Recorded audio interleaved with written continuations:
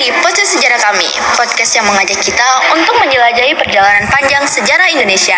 Saya sendiri sebagai host Bilkis Maharani Prizaini dan ada dua bintang tamu kita hari ini. Yang pertama ada, perkenalkan nama saya Silva Kumaira Liligoli dan saya Aura Zaskia Saitila Imbo. Dan saya sangat senang bisa berbagi cerita, fakta-fakta yang penting dan menarik, serta peristiwa-peristiwa yang membentuk Indonesia seperti yang kita kenal sekarang. Setiap episode kita akan mengupas berbagai aspek sejarah Indonesia, dari kerajaan-kerajaan besar hingga peristiwa-peristiwa yang mengubah arah bangsa ini. Jadi, pastikan Anda tetap mendengarkan karena ada banyak kisah inspiratif dan pelajaran berharga yang akan kita temui di sepanjang perjalanan ini. Untuk memulai, mari kita mulai dengan pertanyaan besar. Bagaimana Indonesia bisa meraih kemerdekaannya setelah lebih dari 350 tahun dijajah oleh Belanda? Apakah perjuangan kita hanya sekedar perang melawan penjajah atau ada faktor lain yang lebih dalam yang mendorong bangsa ini untuk bersatu? Siapakah saja tokoh-tokoh penting yang berperan dalam peristiwa besar ini dan apa yang membuat mereka begitu berpengaruh? Jadi di sini saya izin menjawab pertanyaan yang sudah dikasih oleh Bilkis. Menjawab pertanyaan tadi, kemerdekaan Indonesia bukan hanya hasil dari perlawanan fisik terhadap penjajahan Belanda, tetapi juga merupakan hasil dari perubahan sosial, politik, dan ekonomi yang terjadi selama bertahun-tahun. Perjuangan untuk kemerdekaan memang sangat dipengaruhi oleh peristiwa-peristiwa besar, tetapi juga oleh upaya-upaya kecil yang dilakukan oleh banyak pihak.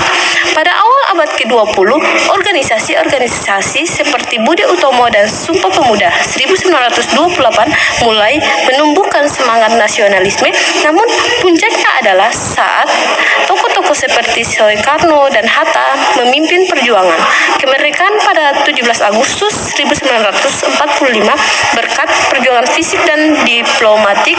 Meskipun setelah itu Indonesia masih harus berjuang lagi untuk mengusir Belanda yang mencoba kembali menguasai. Oke, terima kasih buat Kakak Silva sudah menjawab pertanyaan dari saya. Jadi, tentunya setelah Indonesia merdeka, kita mungkin masih sering bertanya sejauh mana dampak kolonialisme masih terasa dalam kehidupan kita sehari-hari ya.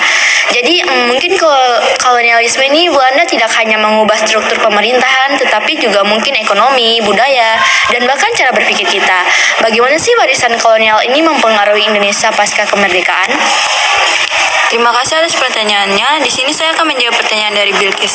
Jadi, setelah merdeka, Indonesia harus menghadapi banyak tantangan. Salah satunya adalah warisan sistem kolonial yang masih membekas. Sistem agraria yang mengutamakan hasil bumi untuk Belanda, meninggalkan ketergantungan pada komoditas ekspor seperti kopi dan karet. Selain itu, sistem pendidikan yang terbatas bagi rakyat Indonesia juga menjadi hambatan besar. Namun, meskipun warisan kolonial masih terasa, Indonesia berusaha untuk membangun sistem yang lebih inklusif, seperti kebijakan pemerataan, pendidikan, dan ekonomi, meskipun perjalanannya sangat panjang dan penuh tantangan. Oke, terima kasih Kakak Aura sudah menjawab. Jadi, meskipun Indonesia telah merdeka, pengaruh kolonialisme tetap terasa dalam banyak aspek kehidupannya, tapi itu juga menjadi tantangan yang memotivasi kita untuk terus berkembang. Di episode berikutnya, kita akan membahas bagaimana Indonesia bertransformasi menghadapi berbagai dinamika politik dan ekonomi pasca kemerdekaan. Jadi teman-teman, terima kasih sudah mendengarkan episode kali ini. Jangan lupa untuk terus mengikuti podcast ini agar kita bisa terus menggali lebih dalam sejarah bangsa yang kaya ini. Sampai jumpa di episode berikutnya.